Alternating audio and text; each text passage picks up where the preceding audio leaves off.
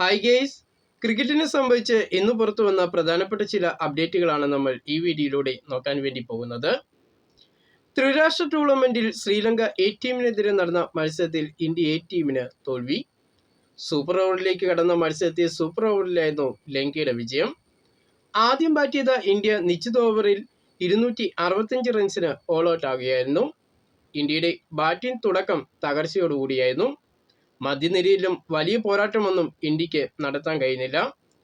വാലറ്റത്ത് അർദ്ധ സെഞ്ചുറി നേടിയ സൂര്യാംശയുടെയും bib രാജിന്റെയും batting പ്രകടനമായിരുന്നു ഇന്ത്യയെ 265 റൺസിൽ എത്തിച്ചത്. സൂര്യാംശു ഇന്ത്യക്ക് വേണ്ടി 72 റൺസ് നേടിയപ്പോൾ ബിബ് രാജ് 51 റൺസും ക്യാപ്റ്റൻ തിലക് വർമ്മ 23 റൺസും ഋതുരാജ് 37 റൺസും വൈഭവ് സൂര്യവംശി 21 റൺസുമാണ് ഇന്ത്യക്ക് വേണ്ടി നേടിയത്. മറുപടി ബാറ്റിംഗിൽ ലങ്കയ്ക്ക് മികച്ച ബാറ്റിംഗ് തുടക്കമാണ് ലഭിച്ചത്. മധ്യനിരയിൽ 93 റൺസ് നേടിയ സദീറയുടെ ബാറ്റിംഗ് പ്രകടനം ലങ്കയ്ക്ക് കരുത്തു നൽകുകയും ചെയ്തു. വാലറ്റത്ത് കളി മറക്കാതെ ലങ്ക ഇന്ത്യ സ്കോറിനോടൊപ്പം തങ്ങളുടെ സ്കോറും ഒപ്പം എത്തിച്ചു. തുടർന്നാണ് മത്സരം സൂപ്പർ ഓവറിലേക്ക് കടന്നത്. സൂപ്പർ ഓവറിൽ ആദ്യം ബാറ്റ് ചെയ്ത ലങ്ക ഇന്ത്യക്കെതിരെ 16 റൺസാണ് നേടിയത്. മറുപടി ബാറ്റിങ്ങിനിറങ്ങിയ ഇന്ത്യക്ക് വിജയലക്ഷ്യം മറികടക്കാൻ കഴിയാതെ വന്നതോടെ ലങ്ക വിജയിക്കുകയായിരുന്നു. മത്സരശേഷം നാടകീയ സംഭവം അരങ്ങേറി. ഇന്ത്യൻ കൗമാര താരമായ വൈഭവ് സൂര്യവംശിയും ലങ്കൻ താരങ്ങളും തമ്മിലായിരുന്നു വഴക്ക്. ഈ മാസം ആരംഭിക്കുന്ന ഇന്ത്യയുടെ അയർലൻഡ് പര്യടനത്തിനുള്ള തയ്യാറെടുപ്പിലാണ് മലയാളി താരമായ സഞ്ജു സാംസൺ.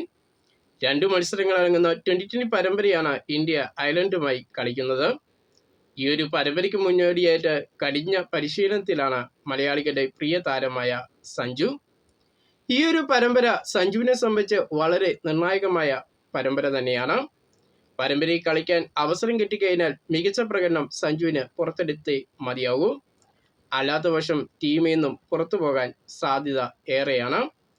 ഇന്ത്യൻ കൗമാര താരമായ വൈഭവ് സൂര്യവംശിയും മറ്റൊരു വിക്കറ്റ് കീപ്പർ ബാറ്ററായ ഇഷാൻ കിഷനും ടീമിലുള്ളത് സഞ്ജുവിന് വെല്ലുവിളിയാണ്. അതിനാൽ പരമ്പരയിൽ കളിക്കാൻ അവസരം കിട്ടിയാൽ സഞ്ജുവിന് മികച്ച പ്രകടനം നടത്തിയാൽ മാത്രമാണ് ടീമിൽ നിലനിൽപ്പിന് സാധ്യതയുള്ളൂ. അന്താരാഷ്ട്ര ട്വന്റി ക്രിക്കറ്റിൽ 1500 റൺസ് എന്ന നായികക്കല്ലും ഈ ഒരു പരമ്പരയിൽ സഞ്ജുവിനെ കാത്തിരിപ്പുണ്ട്. ഈ ഒരു നേട്ടം സ്വന്തമാക്കാൻ സഞ്ജുവിന് സെഞ്ചുറി അടിക്കേണ്ടി വരും. എന്തായാലും സഞ്ജുവിന്റെ മികച്ച ബാറ്റിംഗ് പ്രകടനം കാത്തിരിക്കുകയാണ് ആരാധകരെല്ലാം. ജൂൺ 26-നാണ് അയർലൻഡുമായിട്ട് 2 മത്സരങ്ങളടങ്ങുന്ന ട്വന്റി പരമ്പരയ്ക്ക് തുടക്കമാകുന്നത്. ശ്രീലങ്കയും വെസ്റ്റ് ഇൻഡീസും തമ്മിൽ നടന്ന 3 മത്സരങ്ങളടങ്ങുന്ന ട്വന്റി പരമ്പരയിലെ അവസാന മത്സരത്തിൽ വിൻഡീസിന് ജയം.